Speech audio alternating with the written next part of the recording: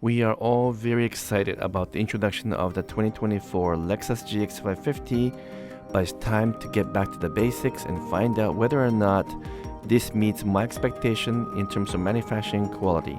So let's check out the gaps and measurements and so forth. Even though this is still a pre-production model, let's see if it's good and whether or not it meets my expectation.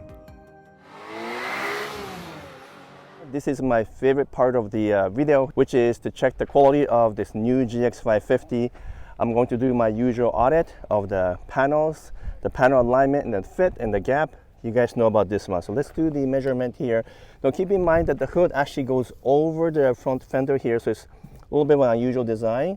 But the gap is about 4 millimeter here and about 3.5 millimeters. So a little bit wider here, but maybe not a fair comparison because this is not a normal hood, the front fender gap, because it goes over by design. So let's take a look at this one here, which is more of a representative of what's going on. And that is 3 millimeter here, which is what I expect, 3.2 millimeter and 3.2. So this is pretty well identical to what I have in my 2023 Lexus GX 460 in terms of the actual gaps. This is built in Tahara in Japan, so you guys know that's one of the best factories in the world. And the quality of the alignment and the panels are absolutely perfect, especially around the gas cap here. It's often difficult to get that right, but it's perfectly aligned. You can see all the way through the panel, looks really good. And this is still a pre-production model. It's not a final production model. Considering that, the panel fit, panel alignment is almost perfect. In terms of paint, this is eminent pearl white, so this is metallic paint with clear coat on top. It looks fantastic. It's really bright here, so it's a bit hard to tell, but you can tell all the things line up here, as well as the actual flakes of the metals really reflect under the sun. Let's take a look and see what the actual paint thickness is. You guys know I do this often. I have the paint thickness gauge to measure the total amount of paint on top of the sheet metal. So this is mostly aluminum nowadays, but measure here, that's 170 microns. So it's quite a bit thicker than normal paint. Usually paint on the Lexus models are between 120 to 150, sometimes a little bit thicker. Let's take a look at the front fender here. 130, it's a bit thinner. And then door 143, pretty consistent.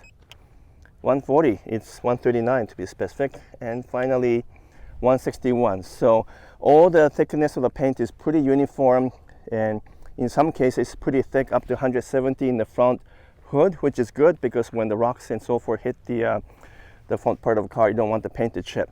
The clear coat looks really consistent, almost no orange peel, which is hard to tell anyway because this is a very metallic, bright white color. The paint looks, again, near perfect, even though this is a pre-production model, and the thickness indicate that there's definitely more paint and more layers of paint on this than other models within Toyota family. Now, what about the interior of the new Lexus GX 550? Once again, this one is a pre-production model, but it is very close to a production model, so I'm confident that the interior will prove to be really well made as well. So if you look at the general fit and finish, if you look at the material selection and also the stitching and so forth, everything looks absolutely fantastic.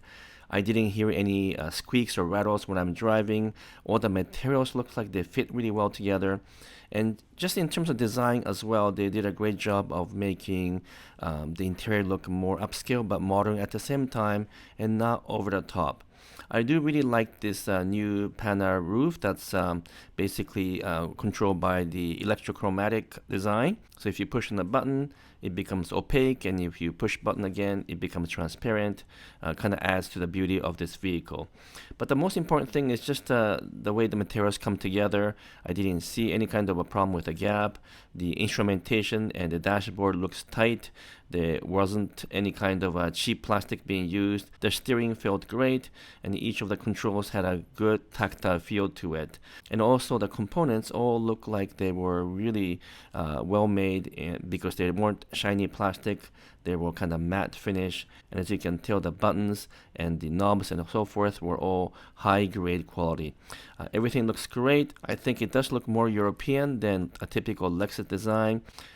but fit and finish and the overall quality of materials were all absolutely excellent in this Lexus. Even the overhead looks really good. Buttons have a good feel on the overhead controls as well. And the seating seems fantastic with good side support, but also a soft material to kind of give you full support when going off-roading. Finally, all the switches on the doors were also excellent, really good tactile feel, and even the stereo quality was excellent. So I was very happy with the interior audit of the new GX. And so in terms of quality for both exterior and interior, the Lexus GX 550 pass with the flying colors, and I think I would give it a solid A in terms of quality, even though this was a pre-production model. So I hope you enjoyed my video that is focused on checking the quality of the new GX 550, both exterior and interior. Let me know in the comments below if you have any questions or some general feedback as well. Until next video, I'm signing off for now. Thank you so much.